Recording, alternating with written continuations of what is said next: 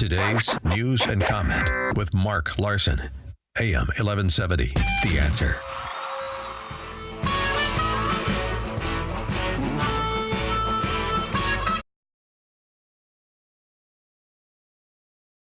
New enhanced TSA pat-down thing. The best pat-down, I'll just say not the best. I didn't exactly enjoy it. The most thorough pat-down I ever had was in Afghanistan, where it was everything but a strip search at the curb heading out of Kabul. They're not going that far, so you got to kind of look at what's really happening here. Charles Slepian is the founder and the CEO of the Foreseeable Risk Analysis Center back in the Northeast. And Charles, should we get all sick and nervous about this? Call lawyers, lawyer up on this if we're getting patted down? What's going on here? Well, Mark, while we're doing that, I can assure you that this too shall pass, because it will fail. And that's the biggest part of it. As long as the passengers keep saying, listen, you're not putting your hands on me, and I don't care what statute you now have or what regulation you have, you're just not doing it. And they turn around and walk out of the airport one day.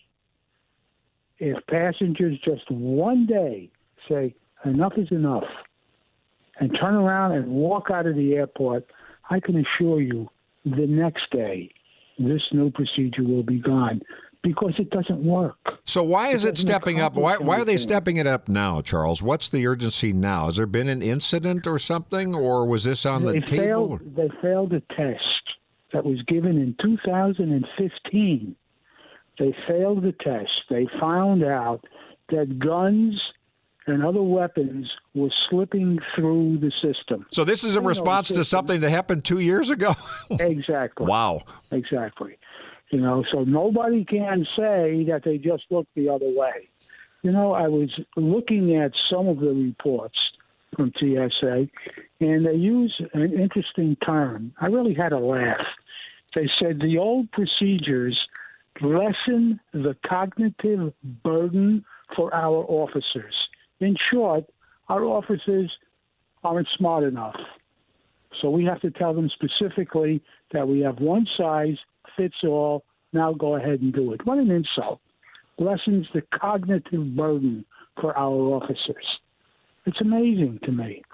And so this is the kind of thinking that motivates this kind of a change. The bottom line, and I've said it, Mark, that you must be bored hearing it by now, but the bottom line for me is that we need to keep explosives off of airplanes. Guns really don't mean very much. You can't hijack a plane with a gun anymore. I think that's pretty much known. So we keep changing the music here. And we go back again and say, well, now we're going to pat you down because the way we were doing it before didn't pick up guns and knives and other weapons. It's not about guns, knives, and other weapons. It's about bombs. And the only way that we're ever going to be able to say this plane doesn't have any bombs on it is to use equipment which gives you a chemical analysis of what's in the plane. Over and over and over again. And you've been talking about that for years. Charles Slepian with us from the Foreseeable Risk Analysis Center. Meanwhile, there's this issue of the people who work on airport tarmacs behind the scenes. We've seen incidents there in recent months. And over the years, for that matter, you've got not the same thorough. They're not exactly getting a pat down if you're working. And there's a lot of good. I just say a lot of good people who work at airports. The majority are great, but there's some who aren't exactly getting the scrutiny that they ought to have working behind the scenes. Just as there are some who come into this country and claim that they're refugees, and they're really not. They're terrorists who are coming in. There are some who work in airports for that specific purpose, to get things through, whether it be explosives or drugs or other contraband. And they can get a job in the airport because it's easy. And you're right, they do not go through the same security that we put passengers through. I've been saying that from day one, and it's a fact. They don't go in through the metal detectors. They don't go through the electronics. They've got their own systems beneath the terminal for ramp service people.